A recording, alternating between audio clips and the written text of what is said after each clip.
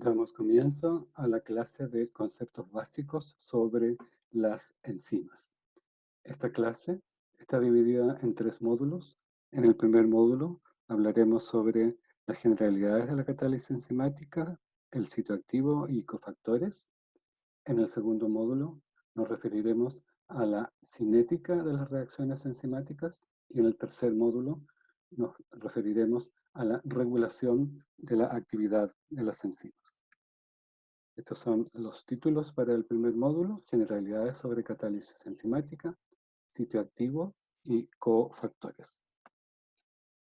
Esta diapositiva ilustra las diferentes rutas metabólicas que están presentes en los mamíferos. Como podemos ver, hay una serie de reacciones químicas que ocurren en la célula. Durante este curso vamos a estudiar cada una de estas reacciones. Estas reacciones, esta serie de reacciones representan lo que llamamos las rutas metabólicas. Vemos en primer lugar aquí la ruta de utilización de la glucosa para dar como producto final piruvato. Está ilustrado aquí el ciclo de Krebs, la biosíntesis de lípidos y la biosíntesis de nucleótidos. Cada una de estas reacciones que ocurren en la célula está catalizada por una enzima. Vemos en algunas de estas reacciones el nombre de algunas de las enzimas que están participando en cada una de estas reacciones. Entonces, lo que nos interesa resaltar de esta diapositiva es que prácticamente todas las reacciones químicas que ocurren en la célula ocurren a través de la catálisis de la reacción por una enzima. Para que una reacción química ocurra efectivamente en solución, los reaccionantes, que están representados aquí por un círculo y por un pentágono, deben ejecutar lo que se denomina una colisión productiva. Es decir, los reaccionantes deben chocar entre sí en una orientación adecuada, de modo que la reacción pueda ocurrir. Si los reaccionantes interaccionan de una manera diferente a la necesaria para que ocurra la colisión productiva, la reacción no ocurre, o si no interaccionan, simplemente no ocurre. ¿Cómo podríamos aumentar la velocidad a que ocurren estas colisiones efectivas? Es decir, ¿cómo podríamos aumentar la velocidad de la reacción? Una posibilidad es aumentando la temperatura, de modo que aumente la energía cinética de los reaccionantes y pueda haber más choques y por lo tanto mayor probabilidad de colisiones productivas. Otra manera de acelerar la velocidad de estas reacciones químicas es mediante el uso de catalizadores. Este gráfico ilustra la aparición de producto en el tiempo de una reacción química. Es decir, cuando se produce una interacción, una colisión efectiva, ocurre una reacción y se genera el producto de la reacción. Lo que estamos midiendo aquí es cómo aparece el producto en el tiempo desde el tiempo cero, donde el producto es cero. Vemos que la reacción, si no está en presencia del catalizador, la concentración del producto va a ir aumentando paulatinamente hasta llegar a un máximo. Pero si hacemos la misma reacción en las mismas condiciones, pero esta vez agregando un catalizador, vemos que la aparición del producto en el tiempo ocurre mucho más rápidamente hasta alcanzar el mismo nivel máximo de producto que si la reacción no estuviera catalizada. Esta catálisis puede ocurrir por un catalizador inorgánico, como seguramente ustedes vieron en las clases de química, o por un catalizador orgánico, es decir, por una enzima. Este tipo de gráfico se denomina curva de progreso y a partir de este tipo de gráfico nosotros podemos calcular la velocidad a que ocurre la reacción, es decir, la velocidad a que va apareciendo el producto. Si tomamos 2 puntos en el tiempo y vemos cómo cambia la concentración de producto entre esos 2 puntos en el tiempo, lo que vamos a tener es la velocidad de la reacción. Es decir, cuando medimos la tangente de estas curvas, vemos que lo que estamos midiendo es la velocidad de la reacción. Vemos que después de un tiempo, la reacción llega a una concentración máxima de producto, donde la velocidad de la reacción es cero. Esto significa que la reacción llegó al equilibrio. Es en el equilibrio tanto la velocidad de formación de producto como la velocidad de la reacción inversa, es decir, a partir del producto se generan los reaccionantes, ambas velocidades son iguales y por lo tanto la velocidad neta de la reacción es cero.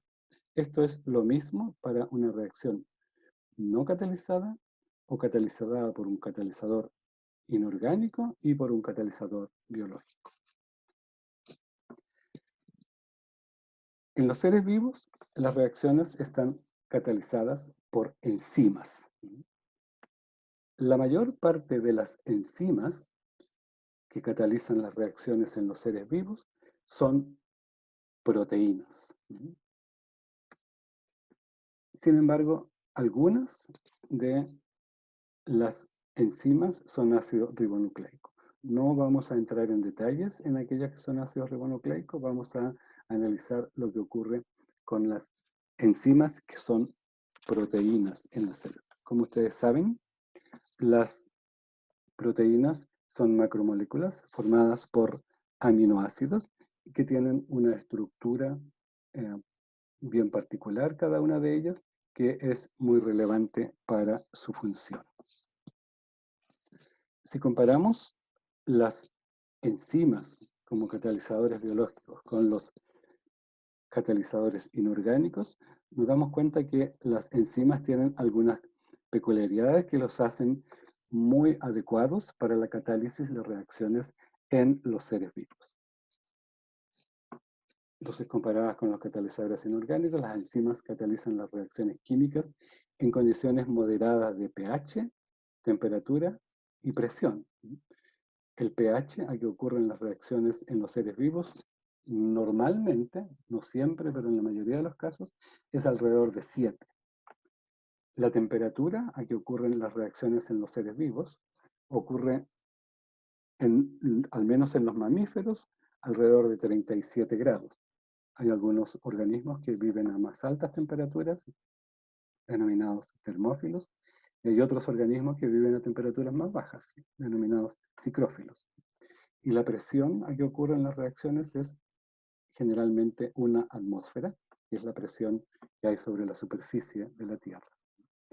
Estos datos son bastante más moderados que en el caso de la catálisis por catalizadores inorgánicos.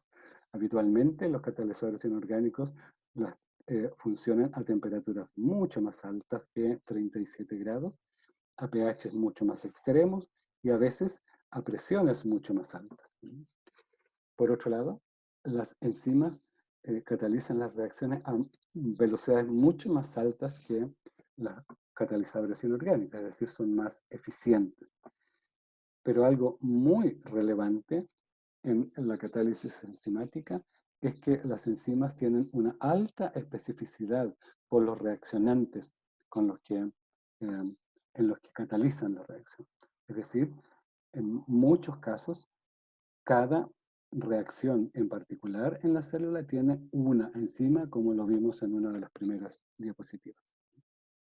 Algunas reacciones pueden tener más de una enzima para que ocurra su catálisis. Y otro hecho muy importante en la catálisis enzimática es que las enzimas pueden regular su función, es decir, bajo ciertas condiciones, la enzima puede aumentar su capacidad de catálisis o puede disminuir su capacidad de catálisis y todo eso depende de las condiciones en que está sometida la célula. Es decir, estas características hacen de las enzimas unos catalizadores muchísimo más sofisticados que los catalizadores inorgánicos y muy adecuados para la catálisis en los seres vivos. Como ejemplo de la eficiencia de las reacciones catalizadas por enzima, podemos ver la siguiente tabla. En esta diapositiva se ilustra el nombre de algunas enzimas conocidas en los seres vivos, como la anhidrasa carbónica, que lo que hace es transformar el bicarbonato en CO2 más agua. Vemos que la constante de velocidad de la reacción sin enzima es de 1 por 10 elevado a menos 4 moles por minuto. Sin embargo, con enzima vemos que la velocidad de la reacción es 1 por 10 elevado a 2, es decir, es 8 por 10 elevado a 6 veces más alta la velocidad de la reacción en presencia de la enzima que en ausencia de la enzima. Otro ejemplo que podemos ilustrar aquí es el de la amilasa, donde vemos que la catálisis con la velocidad de la reacción sin catálisis es de 3 por 10 elevado a menos 9. Sin embargo, con catalizador, con enzima, la reacción ocurre a una velocidad de 1 por 10 elevado a 3, es decir, 3 por 10 elevado a 11 veces más que sin catalizador. Y esta última, oroditin 5'-fosfato de carboxilasa, la velocidad de la reacción ocurre en presencia de enzima, ocurre a una tasa de 1 por 10 elevado a 17 veces más que sin catalizador. Es decir, este es un aumento considerable del orden de 17 órdenes de magnitud en la velocidad de la reacción. Estos aceleraciones de la velocidad de la reacción no se pueden lograr con catalizadores inorgánicos, ¿no? ¿Cómo ocurre la catálisis en una reacción química cualquiera? Este gráfico nos ilustra la energía libre que tienen los sustratos o los reaccionantes de una reacción química. Este es el nivel básico cuando están los reaccionantes sin haber reaccionado, y esta es la energía libre de los productos de la reacción. Para que una reacción química ocurra efectivamente en la naturaleza, la diferencia de energía libre entre los productos y los reaccionantes debe ser negativa. El delta G de la reacción debe ser menor que cero. Eso significa que la reacción libera energía. Es una reacción exotérmica, exergónica. Sin embargo, para que la reacción ocurra, es decir, los reaccionantes o los sustratos de la enzima pasen a productos, la reacción ocurre a través de un estado de transición, que es un estado en que están empezando a combinarse los reaccionantes y que es un estado que tiene una energía libre mucho más alta que los reaccionantes y que los productos.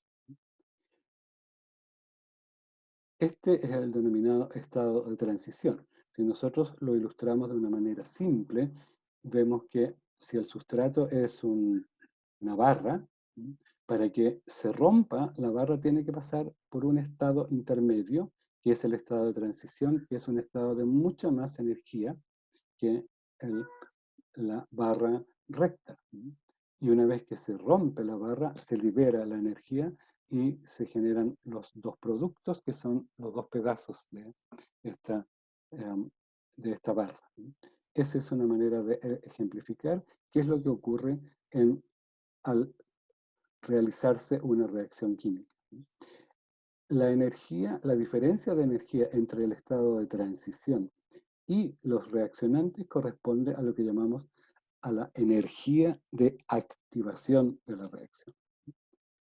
Si en las condiciones en que ocurre la reacción, la energía de este estado de transición no se alcanza, porque la temperatura es muy baja o porque las condiciones no son las adecuadas, la reacción no ocurre. Sin embargo, si estamos en presencia de un catalizador, lo que vamos a ver es lo siguiente. Aquí tenemos de nuevo el mismo gráfico donde vemos la energía de los reaccionantes y la energía de los productos con un delta G negativo y la energía del estado de transición.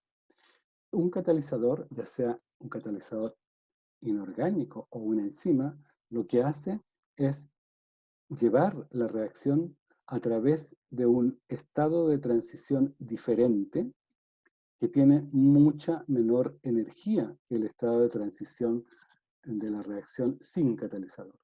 Entonces, es mucho más fácil alcanzar el nivel de energía del estado de transición en presencia de un catalizador y por lo tanto la reacción puede ocurrir mucho más fácilmente. Puede ocurrir a más bajas temperaturas o en condiciones no tan drásticas, de modo que el estado de transición alcanza fácilmente su estado de energía necesario para transformarse en producto. Esto es lo que hacen los catalizadores, tanto inorgánicos como los catalizadores biológicos. En este caso, se está ilustrando aquí que la reacción ocurre con diferentes etapas, ¿sí? Con la formación de intermediarios de la reacción, que es lo que ocurre habitualmente cuando vemos que una reacción es catalizada por una enzima. La siguiente diapositiva ilustra esquemáticamente este paso desde los reaccionantes o los sustratos a través de estos intermediarios para dar el producto. Este es el esquema de estas reacciones. El sustrato o reaccionante interacciona con la enzima para dar lo que llamamos el complejo enzima-sustrato. Este complejo enzima-sustrato se transforma a través de la reacción química que ocurre en esta etapa en un complejo enzima-producto. Posteriormente, el producto se libera, dejando libre a la enzima que puede volver a realizar el proceso de catálisis. Esta es la primera etapa en la catálisis enzimática y esta es la formación de un complejo entre la enzima y el sustrato. Complejo enzima-sustrato, que ocurre en lo que llamamos el sitio activo de la enzima. El sitio activo de la enzima es un espacio en la superficie de la enzima que permite que los sustratos se orienten adecuadamente de modo que la colisión entre los reaccionantes sea efectiva. Entonces, los efectos de orientación y proximidad que son necesarios para que una colisión sea efectiva en una reacción química entre los sustratos está dada en el sitio activo de la enzima. Este esquema representa la superficie de una enzima, la superficie de la macromolécula, en la cual vemos que hay una hendidura en la superficie en donde se alojan adecuadamente los reaccionantes en una orientación adecuada para que ocurra una colisión efectiva y por lo tanto pueda realizarse la catálisis enzimática. Entonces la enzima lo que ofrece a los reaccionantes es un espacio donde se pueden ubicar adecuadamente para que reaccionen. Entonces, la fijación de los sustratos al sitio activo se hace en la orientación correcta para que estos reaccionen de manera productiva. Ese es un efecto de orientación. En el sitio activo, los sustratos se ubican a una distancia apropiada para que reaccionen de manera productiva. Ese es un efecto de proximidad. ¿Cómo procede la reacción enzimática una vez que se ha formado el complejo enzima-sustrato? La reacción pasa entonces a la segunda etapa, que ocurre en el sitio activo, es decir, la catálisis propiamente tal. Una vez que se formó el complejo enzima-sustrato, es decir, se ubicaron los reaccionantes en el sitio activo de la enzima, entonces ocurrió la reacción enzimática y ahora los reaccionantes se transformaron en productos que quedan unidos en el sitio activo de la enzima y de esa manera entonces ocurrió la segunda etapa de la reacción. La interacción entre la enzima y los sustratos ocurre con una especificidad espacial, es decir, es estereoespecífica. Las enzimas lo que proporcionan en el sitio activo es un espacio que le da la posibilidad a los sustratos de ubicarse de una manera adecuada para que ocurra la reacción, es decir, es estéreo específico. Y eso ocurre a través de interacciones químicas entre los aminoácidos que están en el sitio activo de la enzima con los sustratos de la reacción, de modo que se puedan ubicar adecuadamente. Algunos aminoácidos del sitio activo entonces participan en la unión de los sustratos a la enzima y otros aminoácidos que están en el mismo sitio activo participan en la conversión del sustrato en producto o en la catálisis propiamente tal. Esta figura ilustra la estructura de una enzima particular, la fosfofructoquinasa, que es una enzima que estudiaremos en este curso con bastante detalle. Esta reacción cataliza la reacción entre la fructosa 6-fosfato más ATP, que pasa a ser fructosa 1,6-bisfosfato más ADP. En colores se ilustran, en color azul, se ilustran los aminoácidos que forman parte del sitio activo de la enzima. Vemos que cada una de estas líneas blancas es un enlace químico entre distintos compuestos, entre distintos átomos de la enzima que dan lugar a la estructura tridimensional de la enzima. Cada uno de estos enlaces forma parte de uno de los aminoácidos de la enzima y eh, estos aminoácidos forman la estructura tridimensional de la enzima, que es una proteína. En esta parte de la superficie tenemos varios aminoácidos ilustrados aquí en azul, que son los aminoácidos del sitio activo. Esta es una hendidura en la superficie de la enzima que orienta a los sustratos, y en rojo y amarillo tenemos a los sustratos, es decir, la fructosa 6-fosfato y el ATP, que están orientados adecuadamente para que ocurra la reacción, es decir, los aminoácidos del sitio activo están orientando a estos sustratos para que la reacción ocurra de manera efectiva. Y otros aminoácidos favorecen la interacción entre estos sustratos para que ocurra la reacción química propiamente tal. En algunos casos, o en la mayoría de los casos, la formación del sitio activo es un evento que es relativamente dinámico. Vemos en esta diapositiva el caso de una enzima, la exoquinasa, que es una enzima que también vamos a estudiar con detalle en este curso, que lo que hace es interaccionar con la glucosa, que es su sustrato, para colocarle un fosfato, transformarla en glucosa 6-fosfato. Esta es la enzima, la estructura de la enzima, cada una de estas esferitas, y representa a un átomo de la enzima, y este es el conjunto de átomos que forma parte de la enzima, y vemos que aquí en la superficie hay una hendidura que es el sitio activo. Vemos que este sitio activo está abierto aquí, y acá está el sustrato. Pero cuando el sustrato interacciona en el sitio activo con la enzima cambia levemente su estructura y se cierra, de modo que ahora la interacción entre el sustrato y la enzima es mucho más íntima, y esto es lo que llamamos el encaje inducido.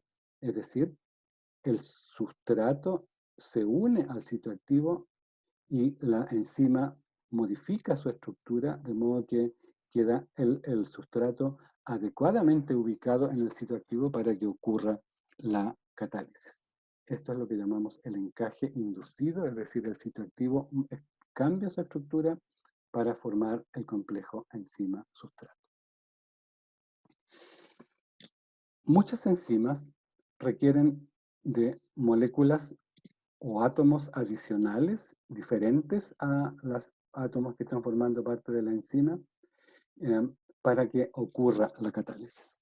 Algunas enzimas requieren iones metálicos, como dije, y otras moléculas orgánicas que se denominan en general cofactores. Cuando los cofactores son elementos inorgánicos, podemos ver que estos pueden ser iones metálicos, como los que se ilustran aquí, el zinc, el magnesio, el níquel, el molibdeno, el manganeso y el potasio son algunos de los metales que son cofactores de estas enzimas. Estos cofactores favorecen la formación del sitio activo y en algunos casos directamente favorecen la interacción del sitio activo con el sustrato de las enzimas. En otros casos, los cofactores pueden ser moléculas orgánicas y en ese caso les llamamos coenzimas. Y si ustedes se fijan, aquí hay una lista de coenzimas que son moléculas que participan en la catálisis pero que se recuperan al final de la reacción. Por lo tanto, eh, son favorecedores de la reacción enzimática. En algunos casos, eh, las coenzimas están unidas covalentemente a la enzima y en ese caso se denominan grupos prostéticos.